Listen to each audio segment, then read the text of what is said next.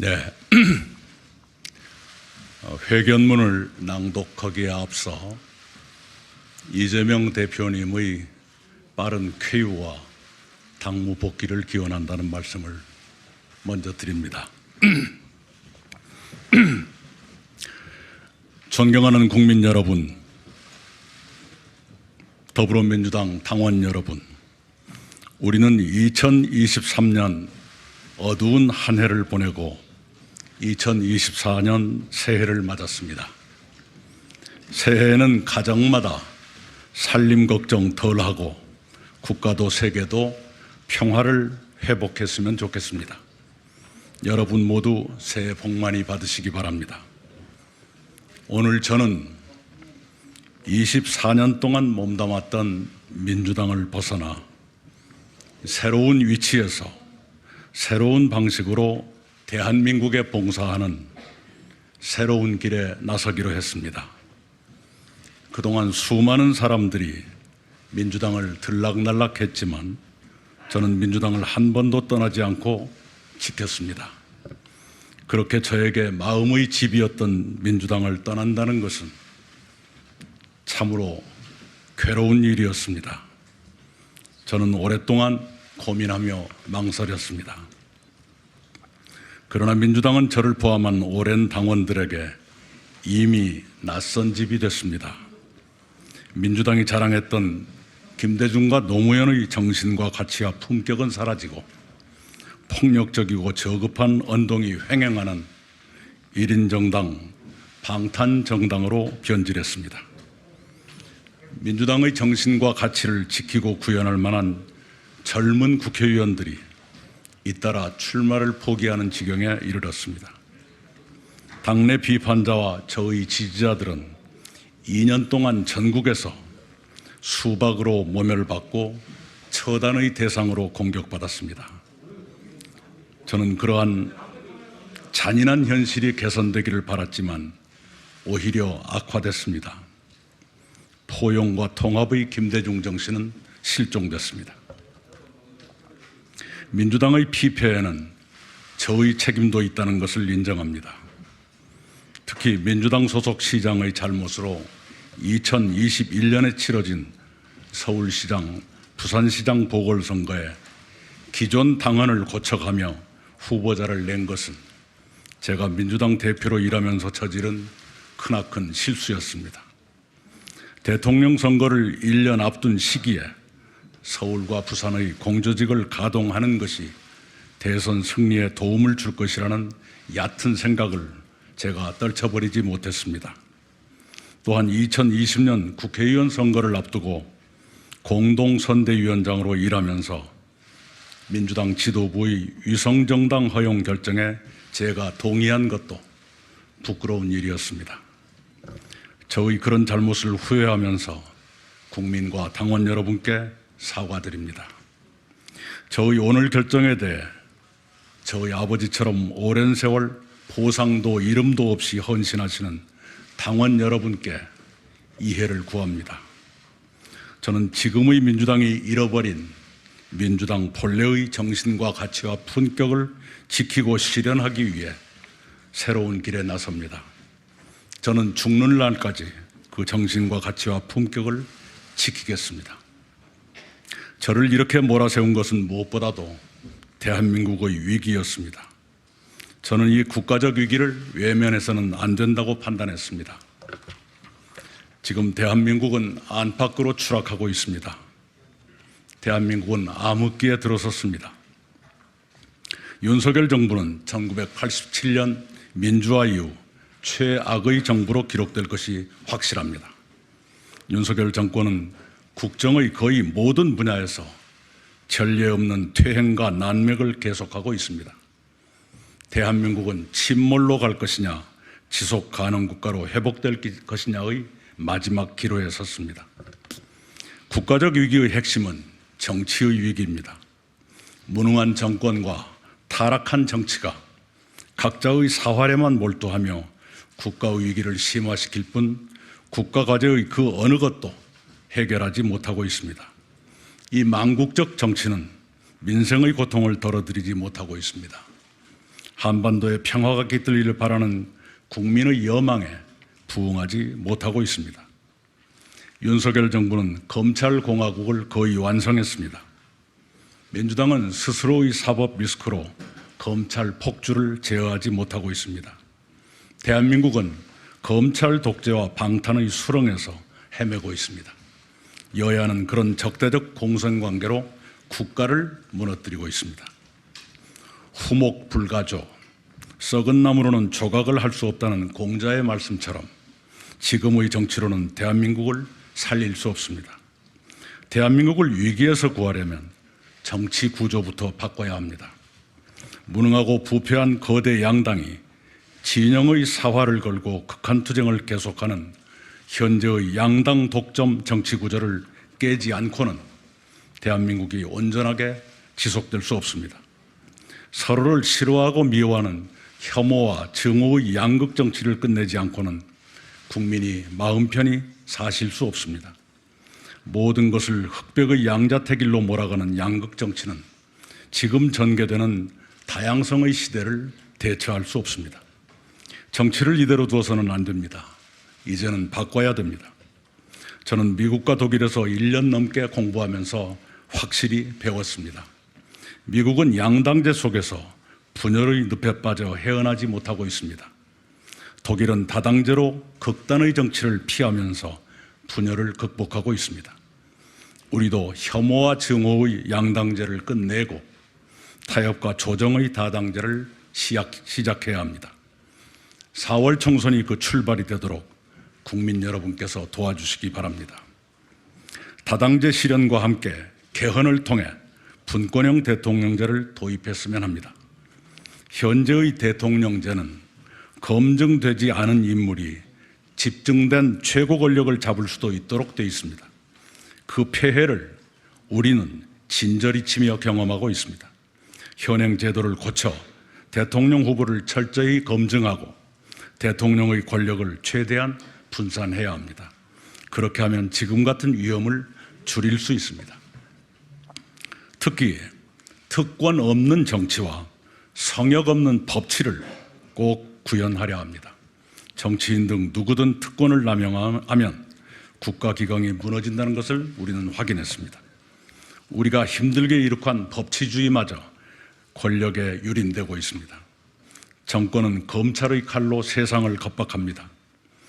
다수당은 의석수로 방탄하고 대통령은 거부권으로 방탄합니다. 이것이 지금의 대한민국입니다.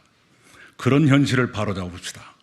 정치는 모든 특권을 내려놓고 오직 국민과 국가에 봉사해야 합니다. 법치는 성역 없이 바로 서야 합니다. 경제에서는 R&D 지원과 규제 혁파로 기업의 도전을 돕고 미래 기술 산업을 집중 육성하는 등 새로운 성장 동력을 끊임없이 개발하도록 하겠습니다. 복지는 생활에 필수적인 기초 서비스를 국가가 단계적으로 제공하면서 궁극적으로는 중부담 중복지로 발전시키도록 하겠습니다. 문화에서는 지원하되 간섭하지 않는다는 김대중 정부의 원칙을 되살려 제2의 한류를 더 확산시키도록 돕겠습니다. 외교에서는 한미동맹을 중심에 두면서 중국, 일본, 러시아와 우호관계를 정착시키고 남북관계를 안정적으로 유지해 평화와 번영을 돕도록 하겠습니다. 전체적으로 최고의 역량을 갖춘 정부를 구성해야 합니다. 허물어지는 대한민국을 다시 세우는 제2의 건국에 나서야 합니다. 그런 각오로 새로운 정치에 임하겠습니다. 그 길로 가기 위해 극한의 진영 대결을 뛰어넘어 국가 과제를 해결하고 국민 생활을 돕도록 견인하는 새로운 정치 세력을 만들겠습니다. 무능한 정치를 유능한 정치로, 투쟁의 정치를 생산의 정치로, 부도덕하고 부패한 정치를 도덕적이고 깨끗한 정치로 바꾸도록 힘을 보태겠습니다. 그 길에 뜻을 같이 하는 사람이라면 누구든지 힘을 모아야 합니다. 저는 우선 민주당에서 혁신을 위해 노력하셨던 의원 모임 원칙과 상식의 동지들과 협력하겠습니다. 어느 분야에서든 착하고 바르게 살아온 사람들이 그 길에 함께해 주시기를 바랍니다. 특히 청년과 전문직의 참여가 필요합니다. 그런 분들께서 정치 참여의 기회를 얻으시도록 돕겠습니다. 저는 몹시 가난했지만 많은 기회를 누리며 성장했습니다. 저는 국가와 사회로부터 크나큰 혜택을 받았습니다. 저는 그것을 늘 감사하며 살고 있습니다. 제가 국가와 사회로부터 받은 혜택을 국민께 돌려드릴 때가 됐습니다. 제가 무엇이 되겠다는 마음에서 이러는 것이 아닙니다. 저는 저의 의무로서 그 일을 하고자 합니다. 대한민국은 정치 때문에 잘못되고 있습니다. 잘못을 알면서도 모른 척하는 것은 비겁한 죄악입니다. 김대중 대통령은 행동하지 않는 양심은 악의 편이라고 말씀하셨습니다. 저는 무능하고 부패한 정치가 대한민국을 더는 망가뜨리지 못하도록 싸우겠습니다. 그 길은 쉽지 않은 길입니다. 저는 그 길이 쉬워서 가려는 것이 아니라 어렵더라도 가야 하기 때문에 가려 합니다. 국민 여러분의 이해와 성원을 부탁드립니다. 감사합니다. 저희 젊은 동지들을 간단히 소개해 드리겠습니다. 신정현 전 경기도 도의원 있습니다. 잘 안 들리시나요? 마이크가 여기 없나?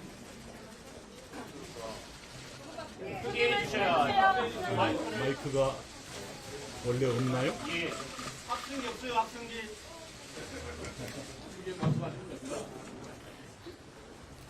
네, 저의 젊은 동지들을 소개합니다. 신정현 전 경기도 도의원, 선병준 현 부산 동래구 의원, 네, 이종호 사회복지사인데 돌봄 노동자이십니다. 박정준 씨 어디? 네, 박정준 씨 이번에 총선에 도전하려는 청년입니다. 네, 질문 받겠습니다.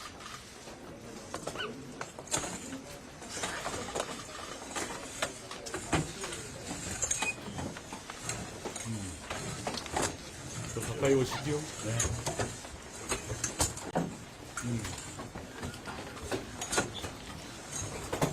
명진 씨가 더 와요.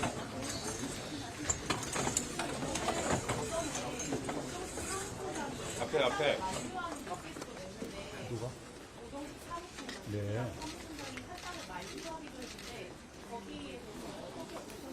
네, 그분뿐만 아니라 120여 명의 동료 의원들께서 그런 성명을 발표했다는 걸 알고 있습니다. 제가 그분들의 처지였다면 훨씬 더 점잖고 우아하게 말했을 것 같은데 하는 아쉬움이 있었습니다.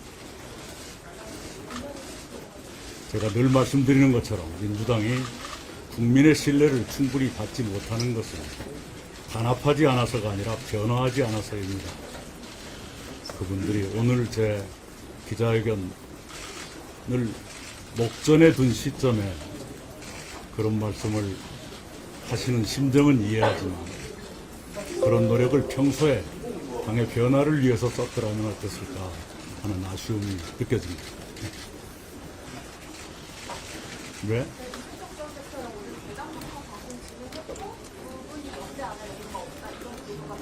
누가요? 아, 예. 네. 근데 늘 제가 말씀드린 것처럼 뜻을 같이 하는 사람들은 누구라도 협력할 용의가 있습니다. 그리고 협력해야 합니다. 지금의 나라를 망가뜨릴 정도로 왜곡되고 있는 이 양당 독점의 정치 구도를 깨는 일, 이게 만만치 않은 일이기 때문에 뜻을 같이 하는 사람들은 힘을 모아야 합니다. 네. 지금 그 양당 정치구도를 깨시다 말씀하셨는데 국민의힘이나 민주당에서 없는 제3당의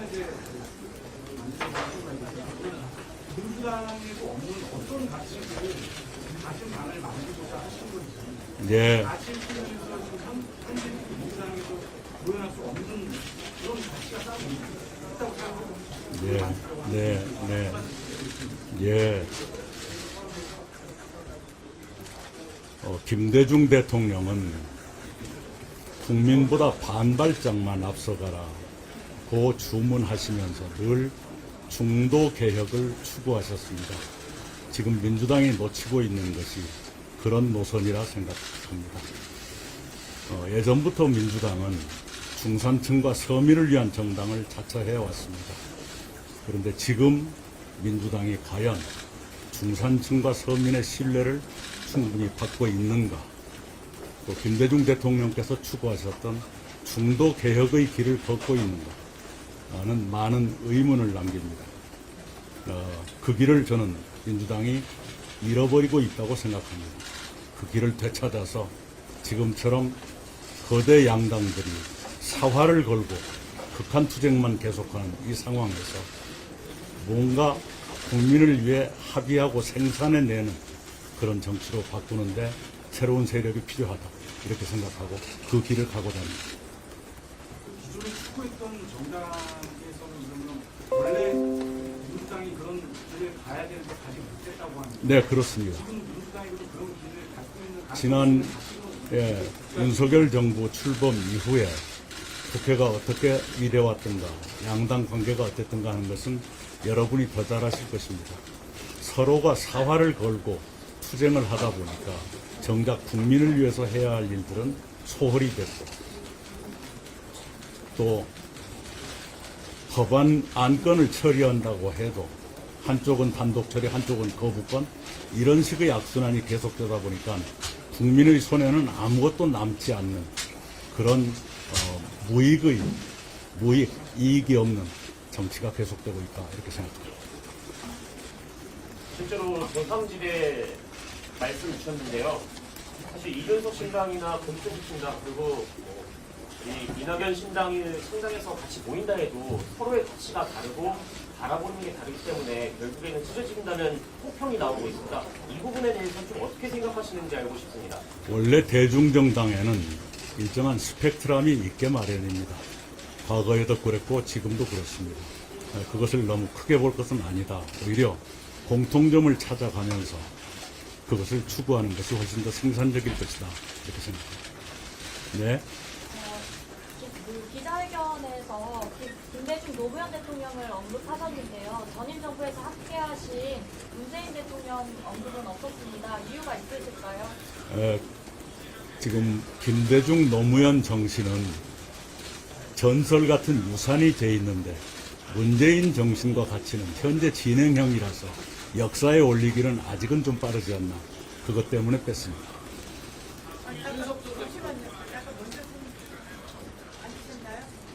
저희 원칙과 상식과 우선 협력하겠다고 하셨는데요. 뭐 만나서 의논하는 자리 가지셨거나 가지실 예정인지, 당장 창당 준비위원회부터 함께 좀 꾸리실 예정이신지 궁금합니다. 네, 지금 협의가 진행되고 있는 것으로 듣고 있습니다. 네. 유력 처리의 분류선에 대해서 말씀이 부탁하겠습니다. 예. 그것 때문에 좀 다분히 공천 때문에 지금 잔류한 게 아니냐, 홍대표의 창의력 때문에, 그래서 결국 제3지당도 공천 때문에 그렇게 사실은 나가는 거, 못 받을 것 같으니까 그렇게 나가는, 그냥 시작하는 게 아니냐, 이런 비판도 있거든요. 우선은요, 윤 의원께서 굉장히 어려웠을 텐데 그럼에도 불구하고 부족한 저를 도와주셨던 것에 대해서 감사하게 생각하고 있습니다. 그리고 윤 의원의 고민은 현모 씨 문제가 나오기 전부터 있었습니다. 그래서 공천 때문이라고 하는 것은 지나친 규정이다, 이렇게 생각합니다. 이준석 전 대표가 연대 가능성도 하시면서 문재인 정부의 가능한 정책에 비판하는 게 필요하다는 그 부분에 대해서 이야기하셨습니다. 예, 부동산 정책에 대해서는 저도 그렇고 문재인 대통령 본인도 잘못됐다는 걸 인정했습니다. 이준석 대표께서 전혀 다른 얘기를 하고 있는 것은 아닙니다. MBC의 신진정 기자입니다. 그 기자회견 중에 민주당이 잃어버린 가치를 지키겠다고 하셨는데요. 만약 이준석 전 국민의힘 대표랑 연대하면 이건 불가능한 게 아닌지 궁금합니다. 네, 다른 그 경로를 다른 경로를 거쳐오신 분들과도 함께 할 수 있는 것이죠. 그럼에도 불구하고 각 개개인의 가치관이라든가 하는 것은 존중돼야 하는 것이고, 그리고 그런 차원에서 저는 죽는 날까지 그 정신을 지켜가겠다, 이렇게 다짐을 했습니다. 네. 신당 창당을 하시면 목표가 있으실 텐데 그 어떤 목표를 좀 생각하고 계신지 궁금합니다. 네, 양당의 철옹성 같은 독점 구도를 깨뜨리는데 의미 있는 정도의 의석, 되도록이면 많이 얻었으면 좋겠습니다. 네. 사실 그 민주당에서 그 24년 동안 아까 보셨고 오선을 하셨고 전남 지사를 총리까지도 하셨는데 그런데 물론 이제 지금 여러 이유를 대고 이제 사장 말씀하셨지만 강원도한테 지지자들이 배신감을 느낀다라든지 신당 창당에 명분이 없다고 이렇게 비판하는 어떤 그런 그 정서와 그런 논리에 대해서 어떻게 보시나요? 네, 충분히 이해를 하고요. 그 점은 제가 마음 아프게 생각합니다. 저도 저희 아버지가 돌아가시는 날까지 민주당 당원으로서 수십 년 동안 아무런 보상도 받지 않고 봉사했기 때문에 그 심정을 잘 알고 그래서 그분들께 특별히 이해를 구하는 그런 회견을 했습니다. 이런 고민을 제가 했었습니다.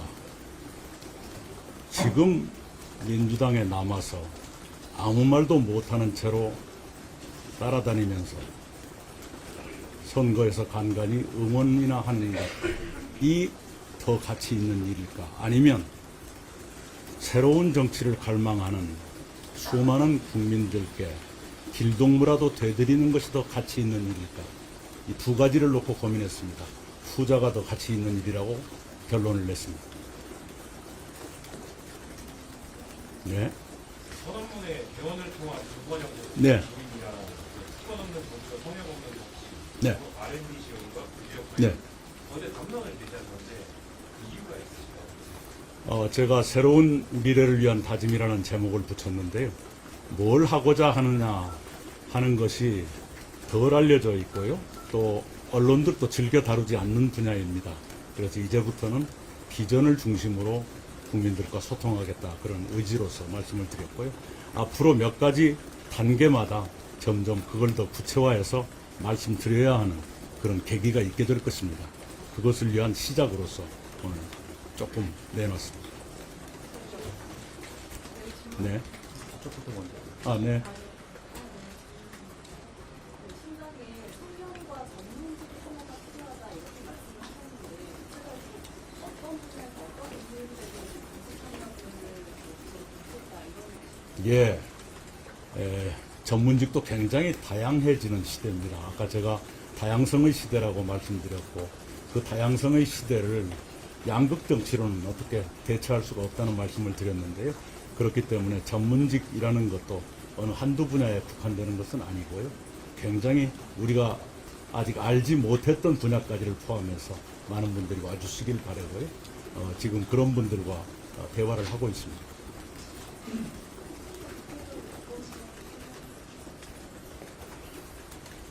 예를 들면 이종호 동지처럼 돌봄 노동자 이런 분들이 돌봄 자체를 전문직으로 생각하고 봉사하고 계시거든요. 네. 그런 분들을 많이 모시고 그런 분들에게 실질적인 도움이 되는 그런 정책을 입법하고 하는 노력을 함께 했으면 좋겠습니다. 네, 저 뒤에. 그 민주당 내에 소위 친낙계로 불리는 의원님들이 적지 않은데 혹시 추후에 생길 그 신당 합류와 관련해서 설득할 계획이 있으신지? 제가 여러 차례 말씀드린 바와 똑같이 정치인의 거취에 대해서는 남이 함부로 말해서는 안 됩니다. 현역 정치인들은 굉장히 고려해야 될 일이 많고요. 네, 또 정리해야 될 일도 굉장히 복잡합니다. 그래서 제3자가 이러쿵저러쿵 말하는 것은 옳지 않다 이렇게 생각합니다. 네, 저쪽 먼저 손 드셨어요. 김대중 대통령 400주년 기념식에서 문재인 전 대통령께서 어떤 통합을 강조하시는데 오늘 기자회견 하기 전까지 문재인 전 대통령하고 어떤 연락이나 대화를 나눌 수 있으신지? 네, 제가 귀국 후에 2번 배웠다는 얘기는 이미 했고요. 네, 물론 배웠을 때 정치적인 그 현안이라고 할까요? 국가나 당에 대한 우려 이런 것은 교환한 바가 있습니다. 그저께 김대중 대통령 탄생 100주년에서 문재인 대통령께서 말씀하신 것 가운데 저는 주목한 것이 정치가 다시 희망을 만들어내야 한다는 말씀을 저는 주목했습니다. 그 말씀은 현재의 정치는 희망을 만들어내지 못하고 있다는 진단이죠. 저도 똑같습니다. 현재의 정치가 국민께 절망을 드리기 때문에 희망의 통풍구랄까요? 바람이 통하는 그런 길을 만들어내는 것이 필요하다. 그 점에서 제가 하고 있는 일이 문재인 대통령의 우려와 어긋나지 않는다고 생각합니다. 네. 집권하시기랑 협력하시겠다고 하셨는데 대표님의 신당 창당과는 별개로 합류하시는 거로 생각을 하면 됩니다. 구체적으로 어떤 역할을 하고 계십니까? 예, 아까도 말씀드린 것처럼 의원들의 합류 여부에 대해서는 남이 함부로 말해서는 안 되고요. 네. 그리고 원칙과 상식 예. 그분들과는 함께할 것인가 하는 것은 지금 협의가 진행되고 있다 이렇게 말씀드리겠습니다. 네네네. 네. 오늘 회견문 서두에 이재명 대표 표현을 먼저 네네. 하셨는데요. 이재명 대표 너무 국회의원은 지금 어쨌든 이탈주의가 다시 한번 만나서 탈당 정의에 대해서 논의하실 생각이 있으신가요? 그렇게 할 것 같지는 않습니다. 네. 네. 법의 양당제를批判하는 분인데 그럼 다당제를 일단 시도하시는 걸로 좀 받아들이면 될까요? 그리고 선거법 개정에 대해서 좀 한 말씀 부탁드립니다. 예, 민주당이 이미 오래전부터 지켜왔던 입장 그리고 대표도 공약했던 그대로 연동형을 유지하는 것이 옳은 길입니다. 원래 민주당은 다당제를 지향했었고 소수 정당을 도우면서 그 소수 정당을 우군화했던 아름다운 정통이 있습니다. 우군화, 우군처럼 만드는. 그런데 언제부턴가 그 소수 정당을 배제하려는 이상한 기운이 생겼는데요. 그것은 오만이라고 생각합니다. 다시 다당제를 추구했던 소수 정당을 지원하고 배려했던 그 전통으로 돌아가야 한다고 생각합니다. 네. 그 11월 말쯤에 네. 11월 말쯤부터 당을 비판하신 발언이라든지 탈당을 시사하는 발언들이 있었고 지금 한 달 반에서 2달 가까이 지났습니다. 그 시간 동안 탈당을 결심하게 된 딱 하나의 계기라던가 시점이 있다면 또는 뭐 가장 아쉬웠던 지점이 있다면 어떤 것들이 있습니까? 네, 그 얘기는 뭐 따로 할 건 없고요. 굉장히 어떤 단일 사건 때문에 갑자기 생각이 바뀌거나 그렇지는 않습니다. 길게 보면 몇 년 동안, 짧게 보면 몇 개월 동안 줄곧 고민을 해왔다 이렇게 말씀드리겠습니다. 앞서 이제 연대는 거창이라 총리들 만나기도 했고 쌍통이 연대도 나오고 했었잖아요. 지금도 그분들과 같이 협력해서 어떤 정신을 구현하는 생각이 그분들은 저와 마찬가지로 대단히 책임 있는 역할을 당과 국가에서 했었더랬죠. 그리고 그동안에 세 사람이 함께 모이지는 않았지만 1대1로 만나서 국가와 당을 걱정하는 그런 문제의식은 공유한 바가 있습니다. 그러나 앞으로 어떻게 하자는 얘기는 누구도 거론하지 않았습니다. 양당제를 깨지는 것이 목표라고 하셨는데 현행 253석 지역구 의석 중에 내년 총선, 차기 총선의 내세울 지역구 후보 규모는 얼마나 좀 생각하고 계십니까? 할 수 있는 한 거의 다 내야 되겠죠. 네, 다 내야 되겠죠. 네. 아이고, 이거 1인당 몇 번, 이거 횟수 제한 없나요?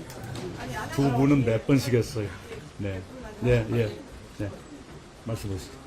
민주당 가치를 지키겠다고 했는데요. 그 진보랑 보수가 평등을 거듭한다거나 자유를 거듭한다거나 다르고 대북 정책에 대해서도 입장이 다른데 그런 것들을 지키지 못할 경우에 대해서는 어떻게 예.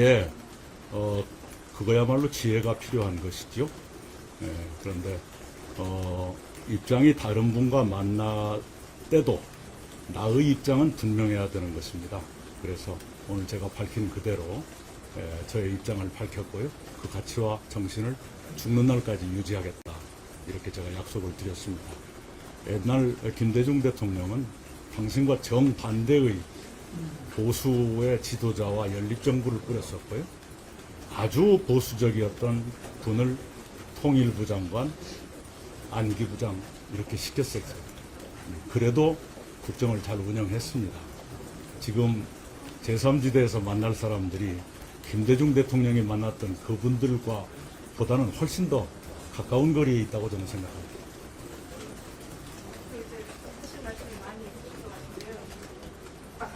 예.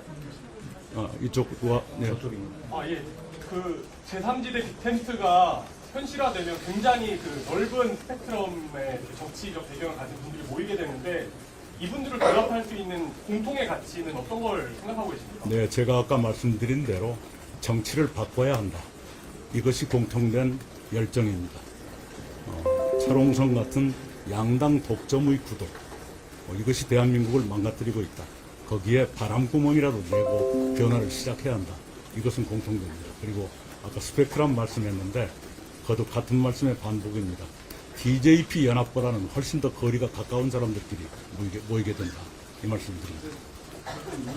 새로운 정치를 해야 된다고 말씀을 하셨잖아요. 근데 또 말씀하시면 다시 쭉 들어보면 이전에 이제 추구했던 거라든지 또 그동안에 계속 나왔던 얘기가 정치였던 걸로 이렇게 보여지는 것이 기존에 있었던 정당의 추구하는 가치와 실효가 느껴지지 않는다는 반론이 있을 것 같은데 좀 중요하게 생각하시는 것이 탈당해서 새로운 걸 만들려고 하시는 것이 사람이 문제인지 가치가 문제인지 어느 게 더 중요하게 생각해서 결정하시는 건지 지금 양당, 기성 정당들도 그들이 표방하는 가치는 근사한 것들이 많죠.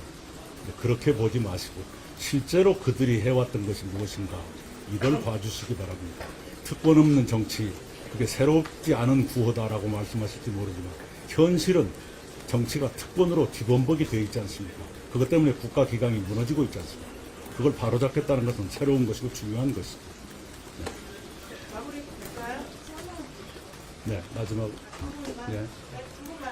예, 거대 양당 정치 이제 탑하고 말씀하셨는데 이낙연 전 대통령이 그 거대 양당에 지내셨던 분이고 이준석 전 대통령도 그 지내셨던 분이고 그래서 이게 그 사이의 과정에 대해서 뭔가 좀 설명할 수 있는 부분들이 그렇게 이제 양당 거대 양당 대표에서 거대 양당 탑하로 나아가야 되는 데 대한 그 과정이냐. 오히려 양당에서 대표까지 지냈기 때문에 그 폐해를 더 알 수 있다고 생각합니다. 아무것도 모르고 경험도 없는 사람들이 하는 것보다는 양당에서 함께 했고 또 책임 있는 역할까지 했던 사람들이기 때문에 그런 반성에 입각한 새로운 정치, 새로운 시도, 그것은 오히려 더 결실을 맺기 쉽다 이렇게 생각합니다. 네. 네. 목표가 아까 그 말씀입니다. 전부 다가 목표입니다. 네. 자, 고맙습니다. 네, 감사합니다. 됐죠?